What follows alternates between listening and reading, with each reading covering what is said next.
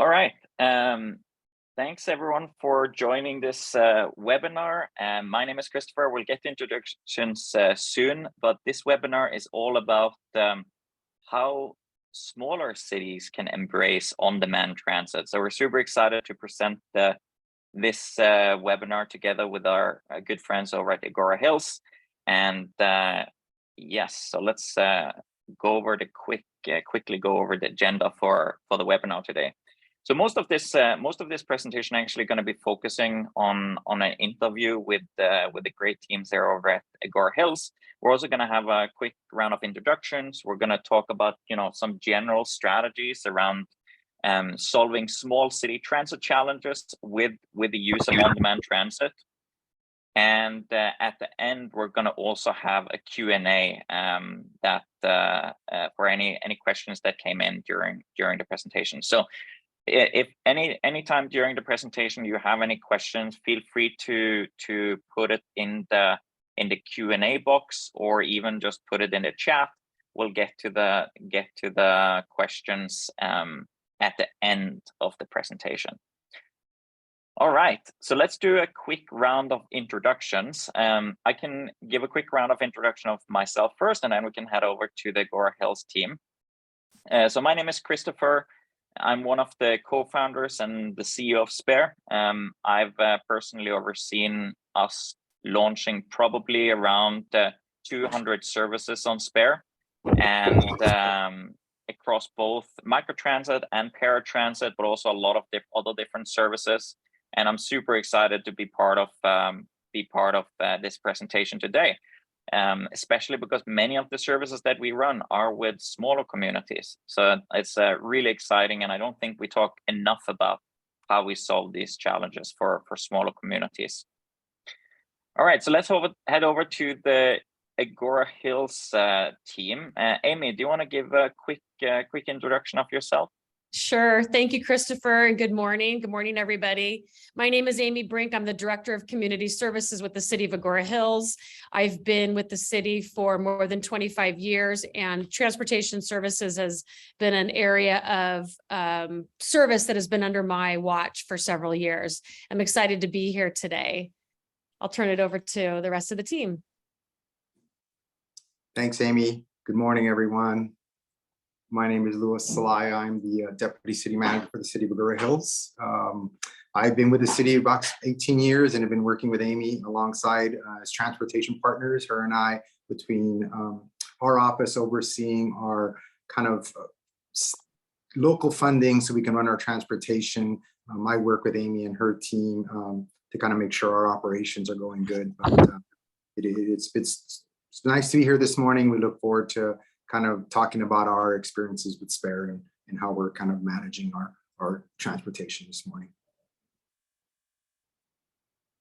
Hi, everyone. It's a pleasure to be here today. My name is Stephanie Pozos. I'm a management analyst with the Department of Community Services with the City of Agoura Hills. Great. It's great to have all three of you on the call today and on the webinar. All right, so just quick little introduction about what we do from Spare, if any of you are unfamiliar with what we do. So our goal at Spare is really to make every ride possible, no matter who you are, where you live, and where you're headed. And this has been our goal from the very beginning. We really try and live our best to make every ride possible, and we've deployed a heavy investment into our product and into our partnership to make that possible. Since our beginning quite a few years ago now, probably 8 years ago actually, as of pretty recently, we've expanded to many different corners of the world, and as I mentioned earlier, like a lot of these areas are definitely smaller cities where they have many of these challenges that we're going to be talking about today. Most of our focus is definitely in the US and Canada, and that's where we're going to be spending most of our time talking about these types of services in the presentation today. And here's just a little bit of a showcase of some of the cities and transit agencies that we work with, that are on the smaller side. So generally tend to operate less than 5 vehicles on the dedicated side. So let's first talk about some of the challenges that are very prevalent in smaller cities, again, across the world, but especially in the US and Canada. So obviously there's a lower population density in most smaller cities. There's limited public transport options. There's budget constraints. There's lack of first and last mile services, if there are transit services at all. There's obviously limited staff, and the staff that's there, they have a lot of things on their plate. They need to manage transportation, but they also need to manage a ton of other things. And even within transportation, there's so many things to even manage in itself. And obviously also there's limited service hours in many of these small city transits. So you're not going to get 24/7 service. You're mostly limited to some core service hours. Now, on top of that, what we see is, especially when smaller cities have paratransit services, so services for people that are unable to use the traditional fixed route services. This could be elderly people. This could be people with disabilities. A number of different types of people, but some of the core challenges that go above and beyond the small city transit that even make that even more challenges is obviously the high operating cost of paratransit on a per ride basis. It's per trip basis. It tends to have a pretty high operational cost, especially with smaller cities that are trying to cover pretty large areas of service with a pretty small amount of vehicles. It also is often mostly focused on just pre-scheduled rides. There's a lot of manual reporting processes required, and especially for if you have more limited staff, obviously manual reporting processes is definitely a big challenge, and can take up a long lots of hours in your day or even days of the month.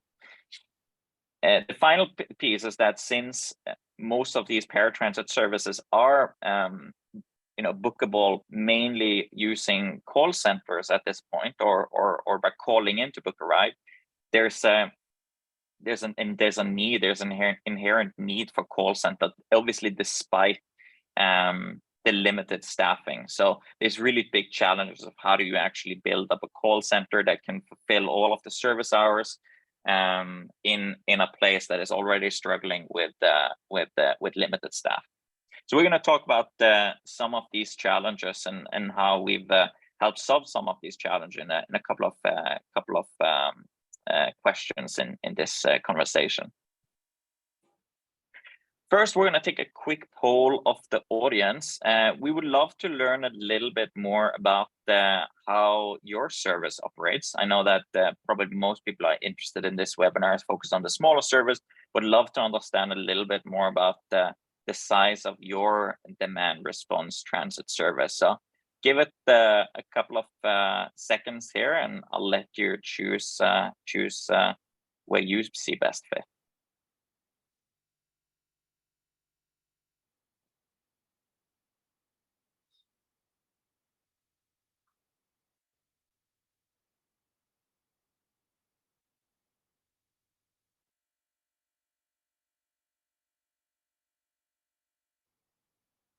All right.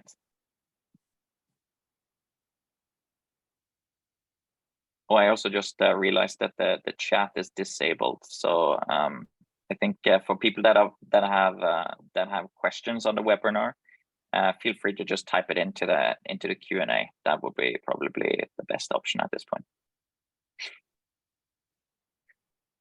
All right, so let's go forward about some of the different ways to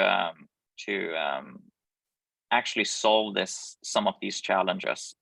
So, obviously at Spare, we fundamentally believe that, a core piece of crafting an on-demand transit solution is to start off with a very good foundation in technology. I think obviously today it's pretty important to think about how technologies can help both make you more productive, but also lower cost of running these types of services. And there's a couple of facets that we believe are very, very important here at Spare on how to actually use technology to solve these solutions that we have in smaller cities. The first one I want to talk about is the rider experience.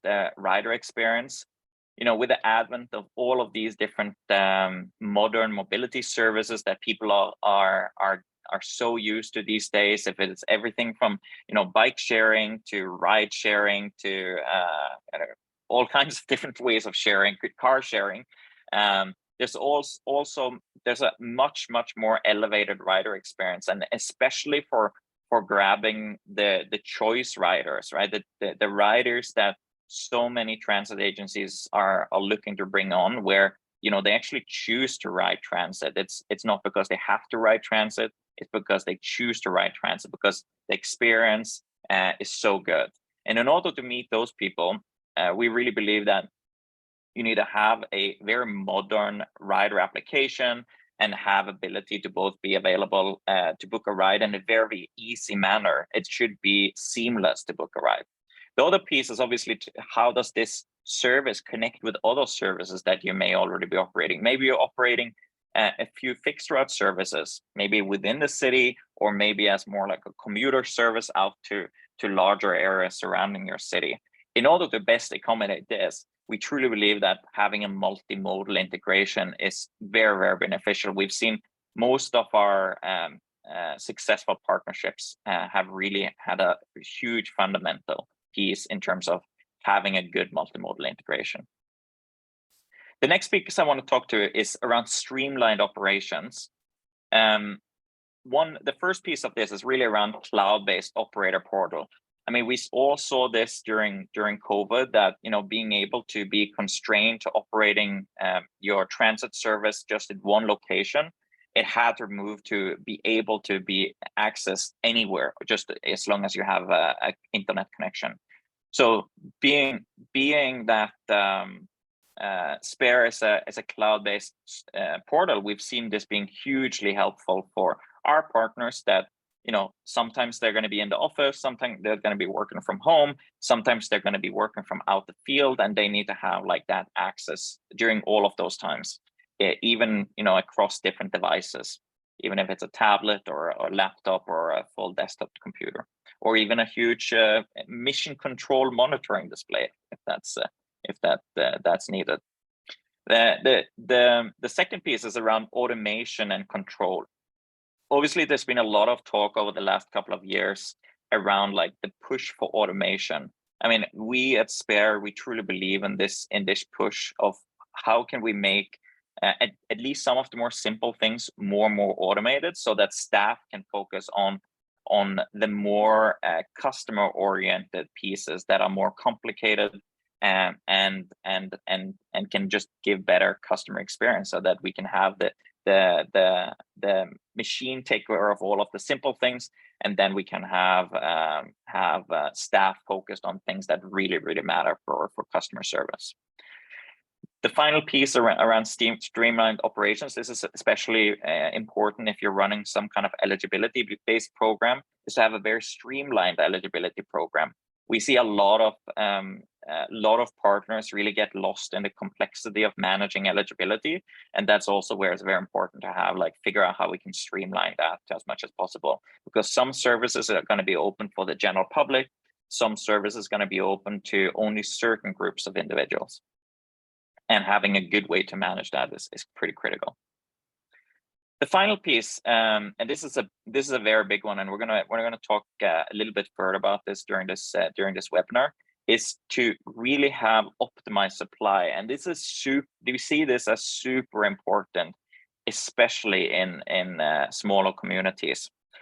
One is the first piece around this is what is commonly referred as commingling of fleets, basically meaning that you can use one fleet of vehicle for multiple different services. So maybe you're running a dial-a-ride service that that is some parts of it is open to the general public, but some other parts of it is managed through an eligibility process. So you need to actually be an eligible rider for riding some other parts of it.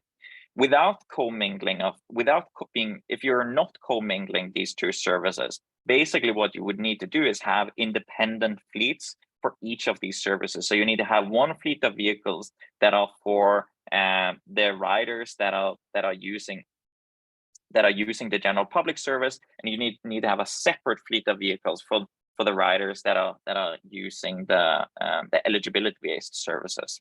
Now that, as you can probably imagine, is at the end of the day just costs more money instead of just having one fleet that does all of these things. So that's really a big fundamental piece of what we believe how you can run more cost efficient on-demand services is really around the fact of commingling different services. The second piece is something that we've been investing a lot on in the last 2 years, and it's what we call open fleets, or integrations with non-dedicated service providers. So this would be making partnerships with both local providers like local taxi companies and whatnot, but also making partnerships with ride-sharing companies like Lyft, Uber, etc., to be able for them to help with some of the supply challenges. For example, if suddenly supply spikes and during the peak commuting hours, you don't want to potentially like add on additional dedicated vehicles for just like an hour or two. It makes a lot more sense to send some of those trips to a different provider that can handle it. And in our history in Spare, we've seen each one of these techniques that I highlighted in the previous slide be utilized in many different services, and also the combination of all of these ones. So here you can see a little bit of a timeline of some of the ways that we've seen really investing in a modern technology platform has really made a significant difference to some of our partners.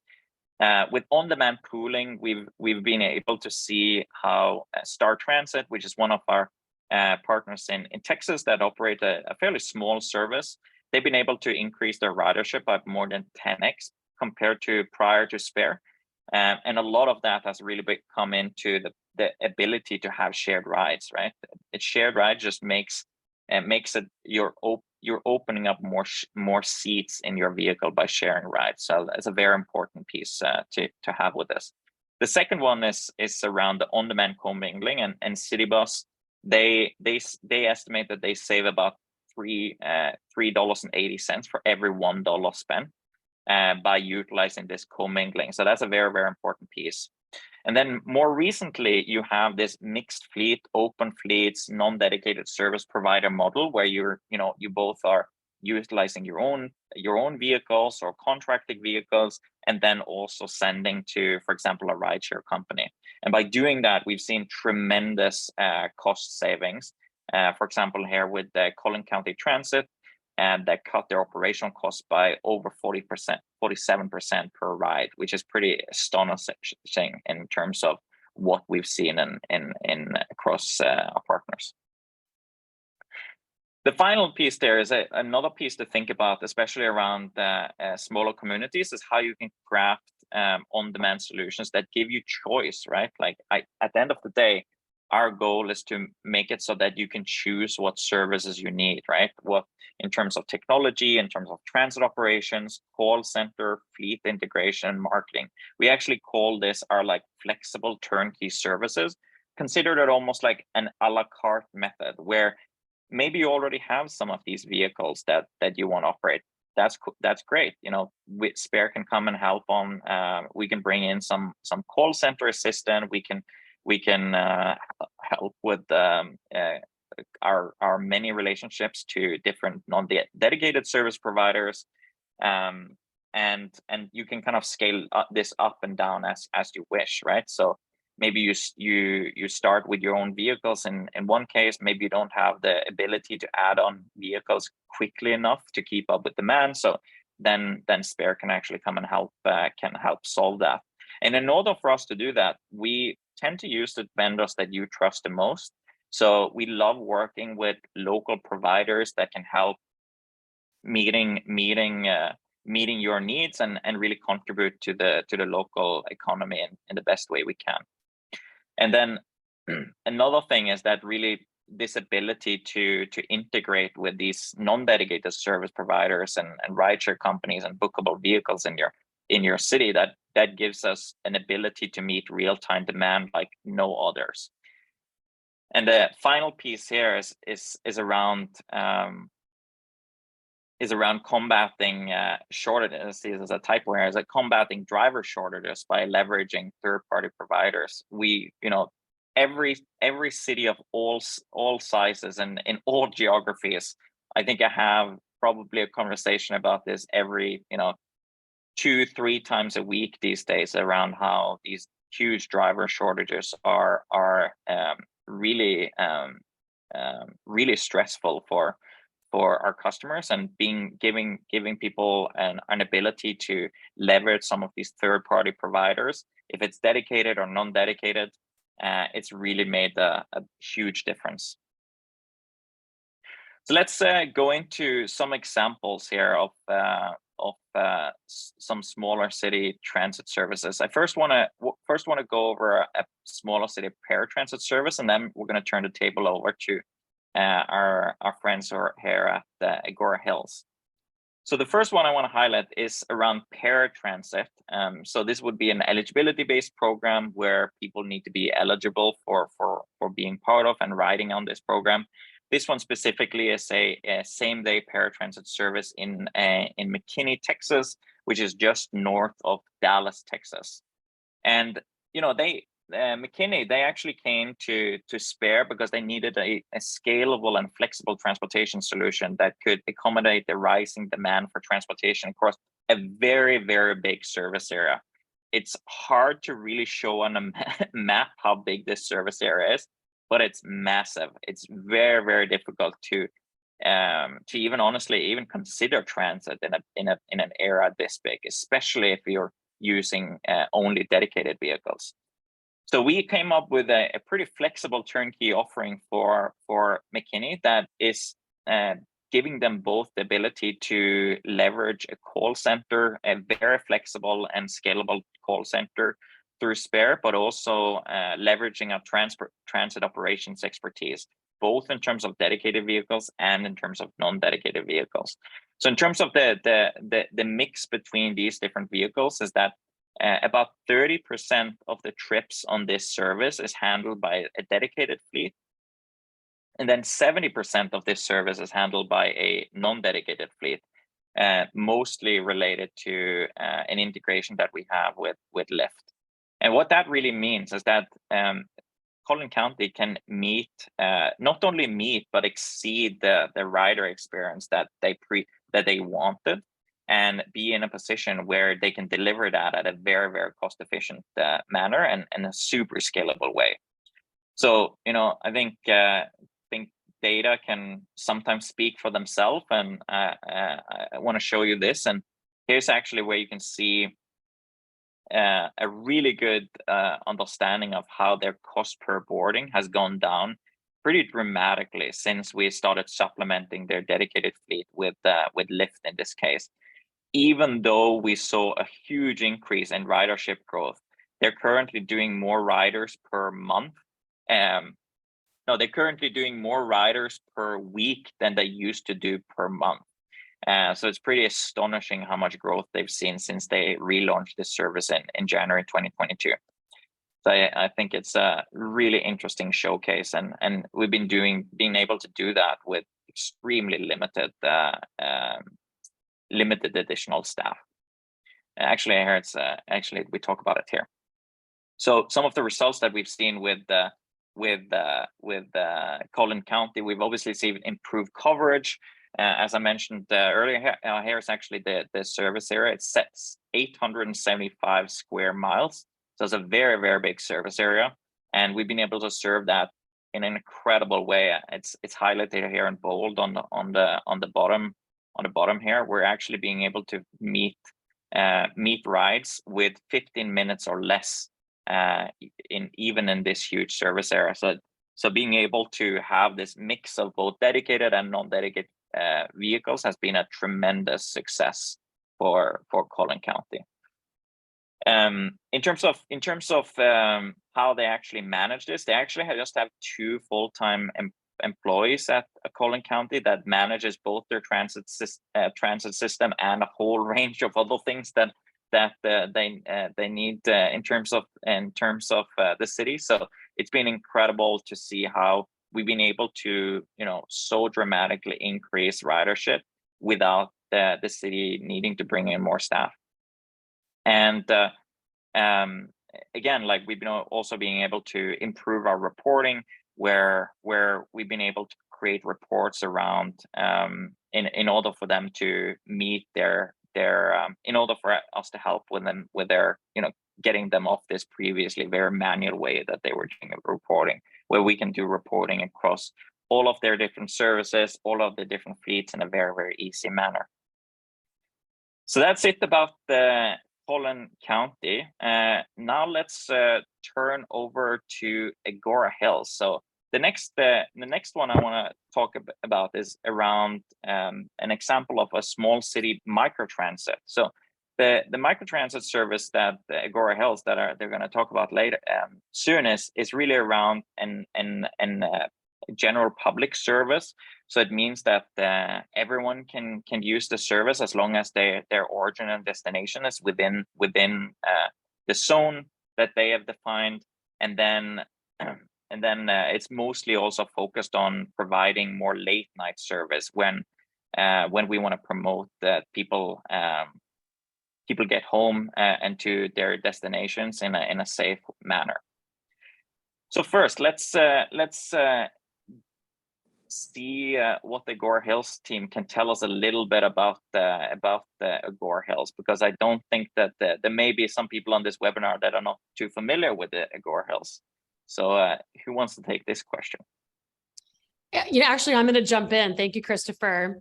Again, Amy Brink, the Director of Community Services. So Agoura Hills, for those of you who aren't familiar with it, Agoura Hills is a small suburban city that's about 6-7 miles in square miles. We have a population of about 22,000, and we're about 30 to 35 miles northwest of downtown Los Angeles.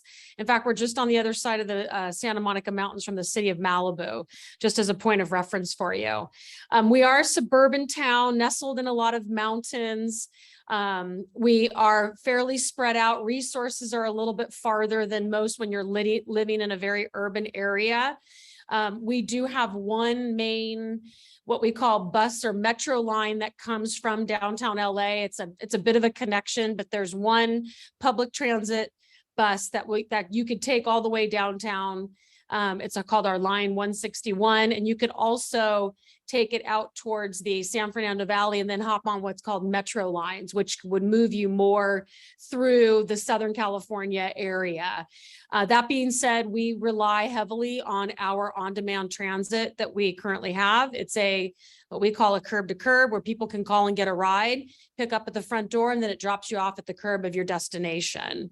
Our city is very environmentally focused. So while we have recently entered into a relationship with SPARE, our city council is very focused on the environmental aspect of transportation, meaning how do we reduce the amount of vehicles on the roads? How do we start looking at incorporating electric vehicles into our transportation options?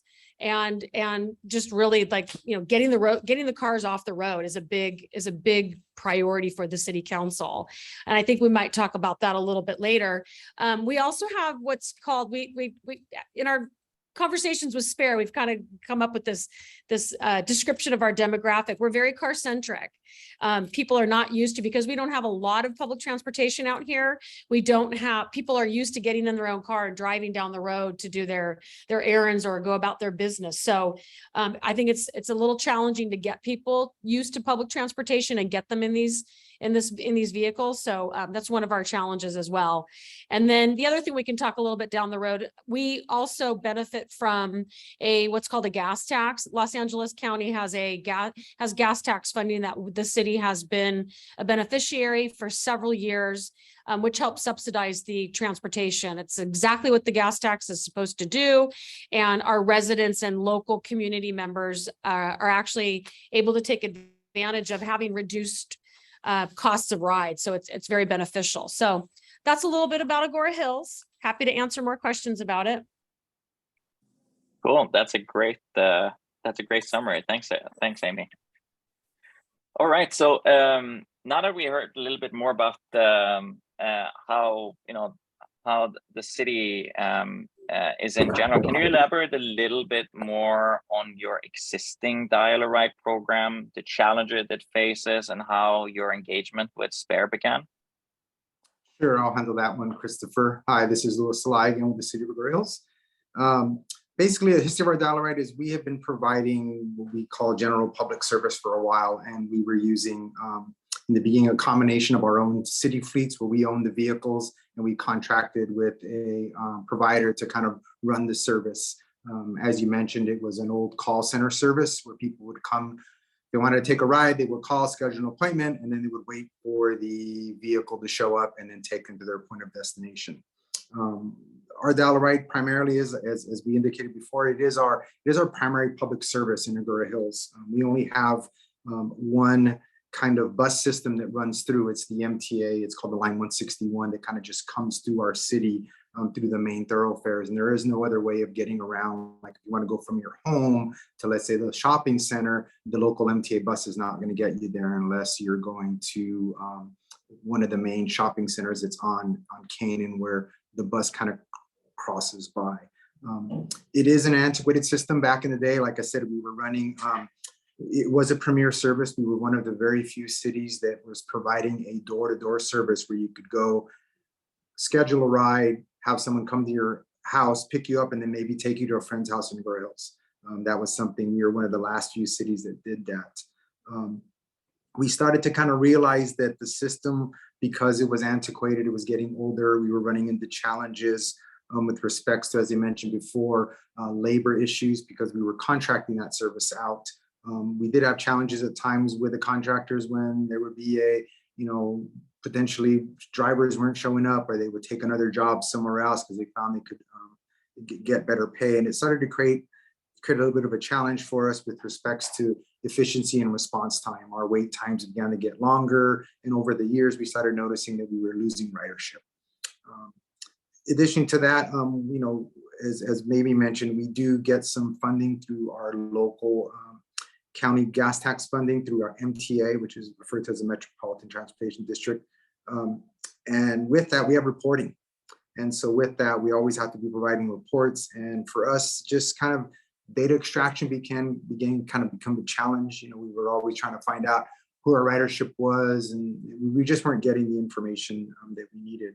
And as Amy alluded to earlier, over the years, we've had a lot of the same council members, just same group of individuals for many years. And over time, in the last few years, our council demographic has changed. The complex of the council has changed, and we're more, as Amy alluded to, very environmentally friendly. And also, they're looking for modernization. They're looking for, this having the call into a call center and having to schedule a ride and then not knowing when your ride's going to get there, hoping it gets there within our designated 15-minute allotment time. We were challenged to find something efficient. And so one of the reasons why we kind of partnered with SPARE was we wanted to see if we could create a system that would run more efficiently, where data extraction for us would be good because we do have reporting requirements. But also we knew that the system was older, and we knew we had riders that don't want to get into. We're starting to notice it. Kind of folks getting into a group communal van is something that people aren't doing anymore. We think COVID had a lot to do with that. Once COVID came, we were noticing people prefer to probably ride solo. And if they ride in with a group with one more person, that was fine. But kind of having your own vehicle come by and maybe pick you up. So we started partnering with you, Christopher, and your team, and We liked that it stood out because it just seemed like it operated more efficiently. The technology, the ability for us to have a personalized app that kind of personalizes our city, and then your partnership, obviously, with Lyft and the other transit providers. It was a good reason why we kind of started to move towards you and how we began our engagement with you. That's great. Thanks for that, Lewis. And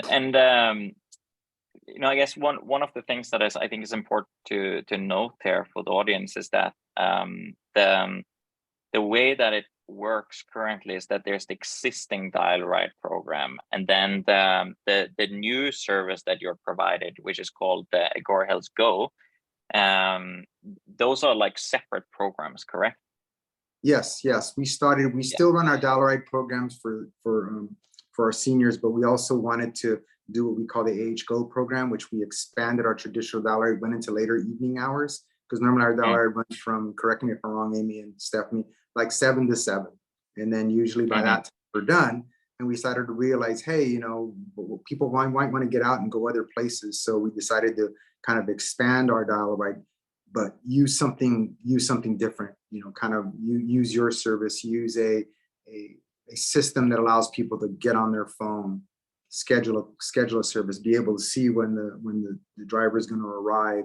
And so we kind of just expanded this with the hope that as it begins to flourish, and we believe it will, we could potentially be revamping our dial ride program, and maybe just having what we're going to call our traditional dial ride maybe service a particular population, potentially maybe just seniors only, and then letting our Go program take on everything else. So it's just that's kind of why we started it. That's where AH Go started, because it started on this goal and task that we were given to look at our dial ride program and see how we could enhance it. So we said, well, let's try enhancing the existing dial ride program. Let's expand ours. Let's see if we get more users, more riders. Let's see if we change the whole call center issue, have people be able to do it on their own, and let's see what happens. And that's kind of how we started.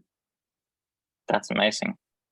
And I know it's early days for this program, but can you tell us a little bit more about the Agoura Hills Go service? Hi, Christopher. Yes, I'll answer that question. So AH Go was introduced in May of this year. And like it was mentioned, it's an extension to our existing dial-a-ride service. AH Go offers extended hours and service on weekends to encourage residents and visitors to enjoy and explore the city of Agoura Hills. The service uses non-dedicated fleets, including Lyft and a local trusted company providing wheelchair accessible rides. We use a modern rideshare application that allows riders to easily book trips, monitor their ride requests, and get alerts about their ETA, all in their mobile devices. And due to the small size of the city's transportation team, who also manage multiple responsibilities, the city of Agoura Hills leverages sparse turnkey services, including the call center and transit operations. Okay, great. Thanks for that, Stephanie. And can you tell us a little bit about how things have improved with implementing this program? Sure, I'll actually take that question. I think the biggest area that we saw an improvement in our transportation service to community members, the first one was modernization. Right now, our riders in our current program only have the opportunity to phone into a call center and make the appointment over the phone. So Spare's technology and the Spare app really took us to an entirely different level, where people can actually order the ride sitting at a desk, and they need to hop in a van or a Lyft ride.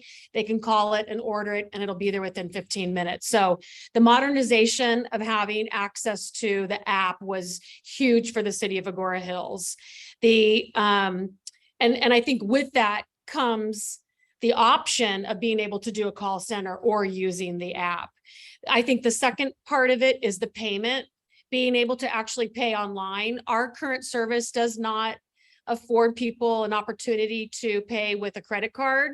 And we were getting a lot of requests for being able to pay for a credit card, booking it in advance, paying with the credit card.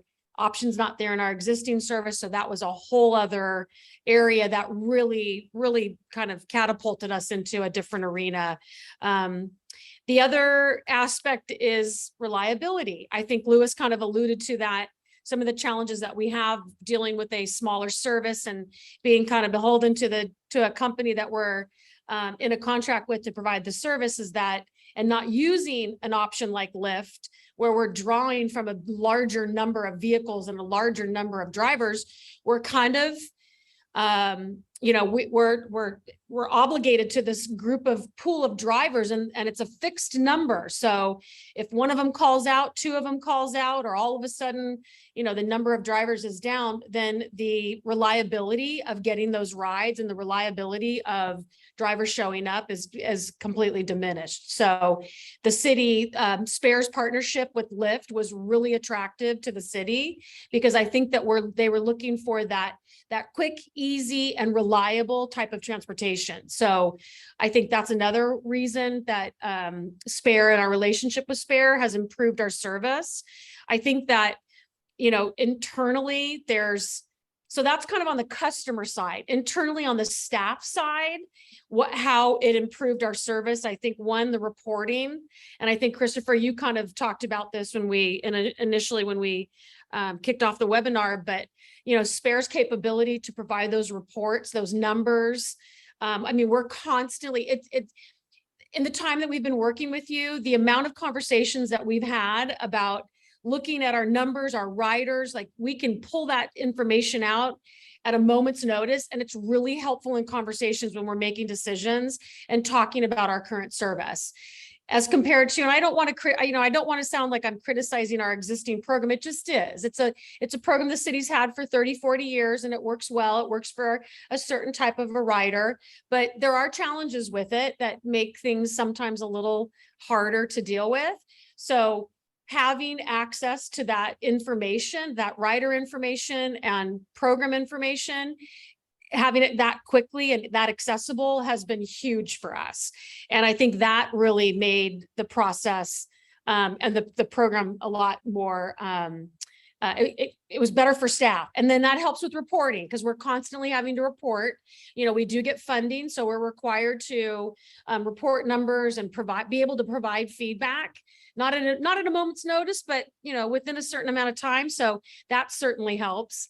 And then I think that the biggest improvement going along the lines of that modernization is that we were actually able to customize the Spare software and put our logo on it and really show the community members and the riders that this isn't just, this isn't just a Lyft ride. This is actually a partnership with Spare and with the city of Agoura Hills. And I think that riders take comfort in that the city of Agoura Hills has got this program and we're using, Spare, we're contracting out with Spare and providing rides. I think it gives people a comfort level.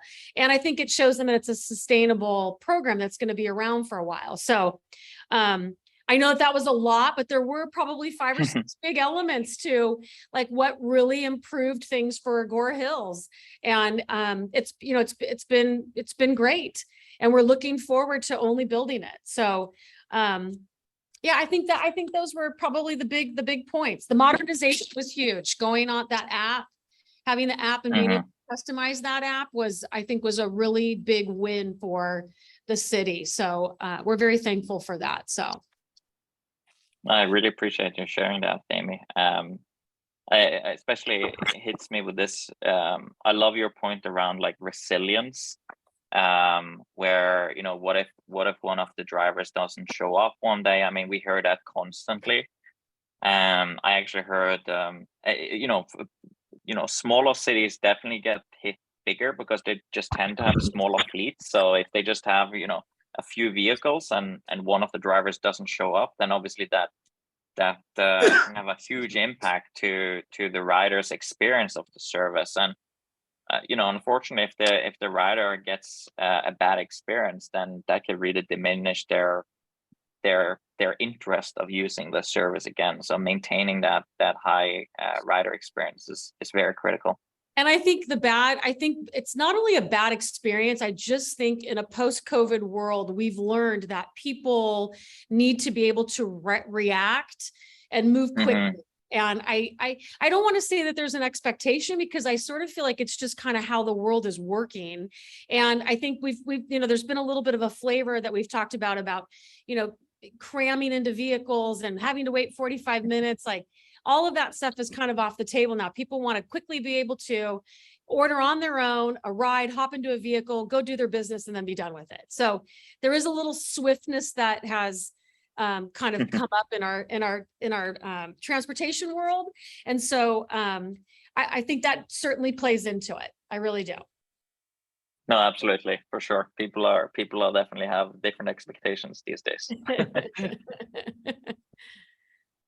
All right, so let's go around. I want to hear a little bit about why you decided to go with a turnkey solution here. Okay, I'll take that one, Christopher. We talked, you alluded to it earlier with your presentation in the beginning about small cities. It's resource limitation. We in the city of Agoura Hills have a little over 32 full-time employees, and the 3 individuals that you're seeing today during this presentation, the 3 of us oversee kind of certain aspects of transportation, and we don't have a transportation division. We are the transportation folks, but as you see, Amy is the director of community services. So not only is she dealing with this little small element, she's dealing with all our community service programs, all the other events that her and her staff put on. And here I'm the deputy city manager. I have other responsibilities under my realm that we don't have the time to sit, and as much as we would love to, it just, our jobs dictate that we can't spend an entire day doing this. We don't have the resources. So we figured we need something that's turnkey. We need something that we can work with someone and it's system, it's ready to go, it's up and running, and we can still be involved, but not heavily involved in day to day.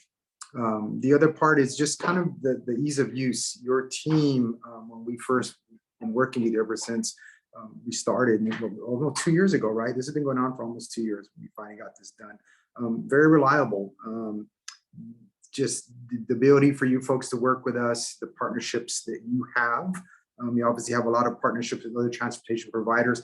That was big to us. That was something like, wow, they've got people, they can work with Lyft, they can work with other providers, as Amy said, and the fact that we're able to work with you, we market it so it comes out looking like it's a partnership with the city of Agoura Hills and spare people very custom. And we needed to have that. We needed to make sure that our community was comfortable with, oh, I'm getting in the right, but it's with the city. So they feel good, the cities, I'm sure it's vetted this out.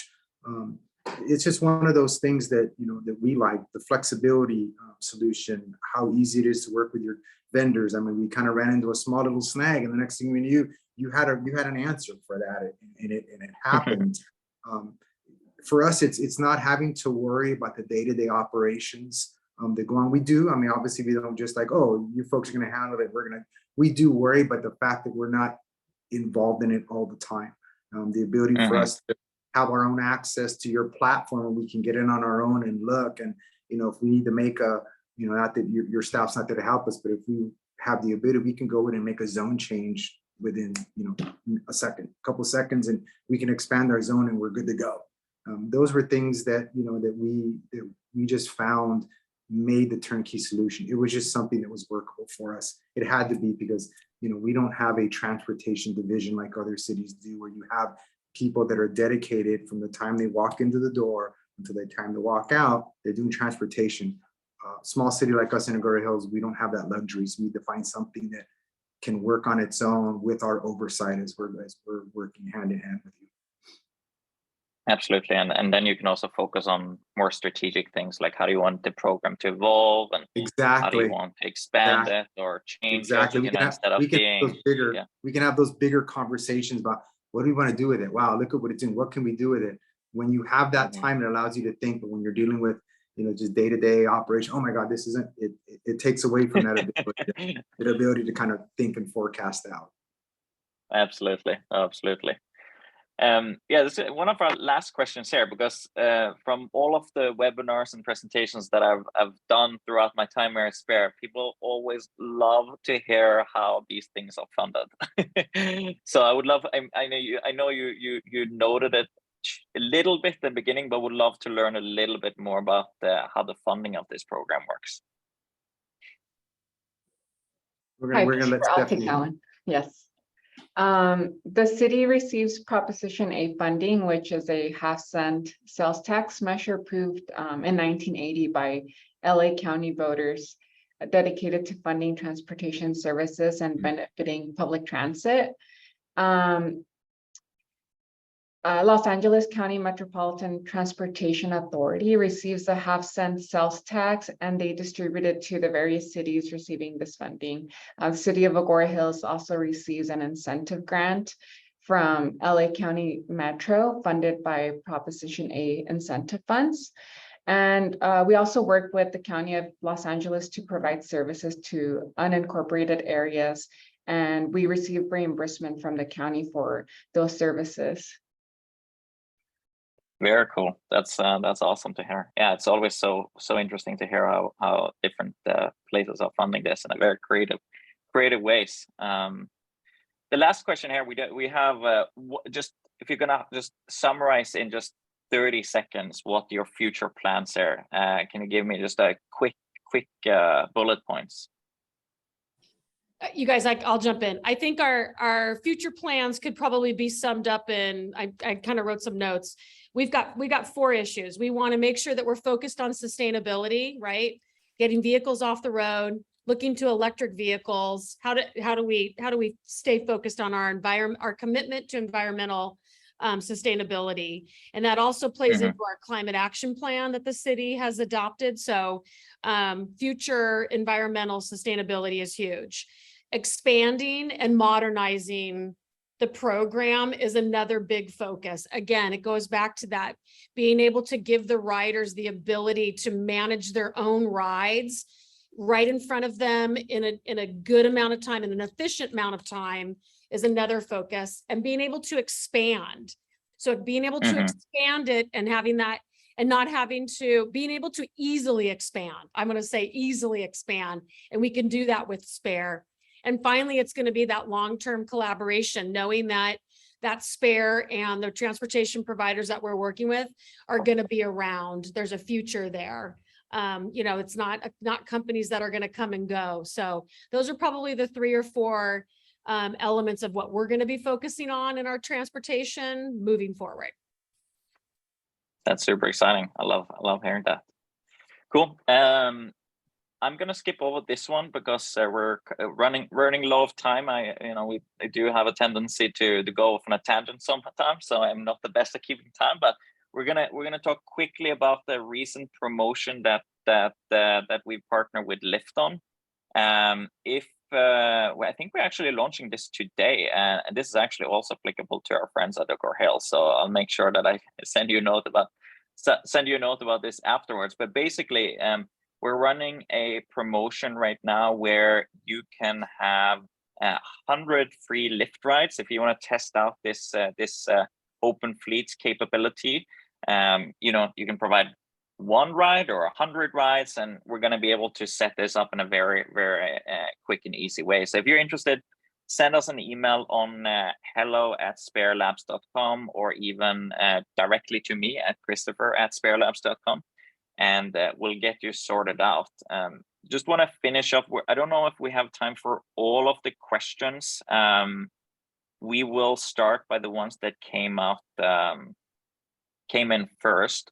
So the first question that came in is on the Q&A portion. Is one person asked, can the third-party providers you mentioned be used for ADA compliant services? And I know a lot of different partnerships that we have with smaller city and bigger cities that are using third-party providers for ADA compliant services. So for sure, that's possible. And the next one here, I think this is better answered by our friends over at Agoura Hills. how did you get approval from the necessary city stakeholders to switch from the old system to something new? Can you talk a little bit about that? Actually, the desire to modernize the service and to look at alternative solutions actually came from our city council. They get a lot of feedback from riders and from community members on our services, on the services that the city provides. So, I'll give them credit. And then part of it is our city management staff. Lewis and I have been on this team for several years, and we've had leaders, city managers, assistant city managers who have had the foresight to know that there's a change, a shift coming in transportation. So let's look at alternatives. We're a small but mighty city, always looking at doing things differently. And how can we always improve in services? So it was kind of a combination of us wanting to get a little bit aggressive, and then it just worked out nicely where the city council was very open to changes. So hopefully that answers the question. I love that.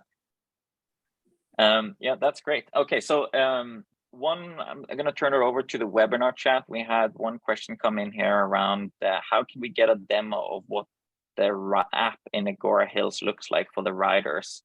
So that's a great question. I think probably the best way to answer this is that we're happy to send a video of how it works.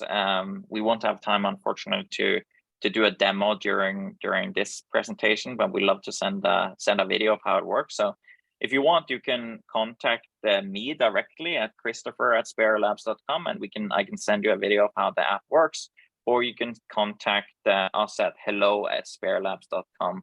And we'll do the same, and I'll make sure we get to that.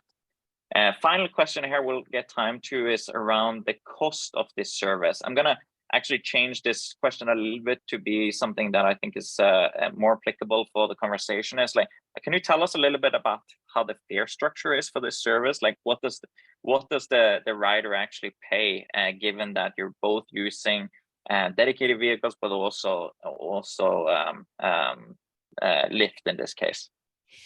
So probably the simplest way to answer that, because as you can imagine, there's several costs that are involved in the overall contract with Spare, the transportation provider. But for the rider, the ride itself is, the cost of it is fairly similar to what they would get if they just ordered the Lyft on their own. The difference is that the city is subsidizing that.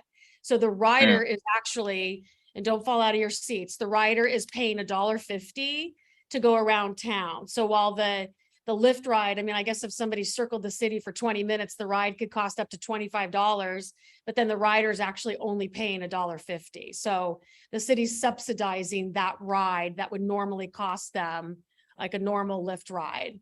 But obviously we look at that, but then we also look at the cost of a ride when we include everything that goes into it, the insurance, the cost of the the maintenance of vehicles and everything else that folds into that. So, and it's the same with our private transportator, right? Christopher, our private provider, what they would normally be paying the city is subsidizing that ride. Yeah, so it's the same fare regardless of if you end up in a Lyft or if you end up in one of the dedicated vehicles, right? Correct. Yeah. Great. Well, I think that was everything we got time for this webinar. I want to again thank you so much, Amy, Lewis, and Stephanie, for taking your time to be part of this webinar. I love hearing your story, and I love to see how we can make your service successful and continue iterating on it. So I'm super excited about the path forward. And Christopher, if I can say thank you to you and your team, John and Wesley have been amazing. Like I feel like they're part of our team. I think that Stephanie and Lewis would agree. Yes, like we wouldn't have been able to launch this program without the help, with the assist of those two. And then having Linda on board too, in terms of marketing, we've been doing some really good things. And I hope people that are attending the webinar can follow us to see what we continue to do. So thank you for That's awesome. We should we should definitely have another session once we're a couple of months in and we can share some of the successes. It's good. Thank you. Yeah, thank you, Christopher. Cool. Thank you and your team. We appreciate it. All right. Have a good rest of your day, everyone. You too. Thank you.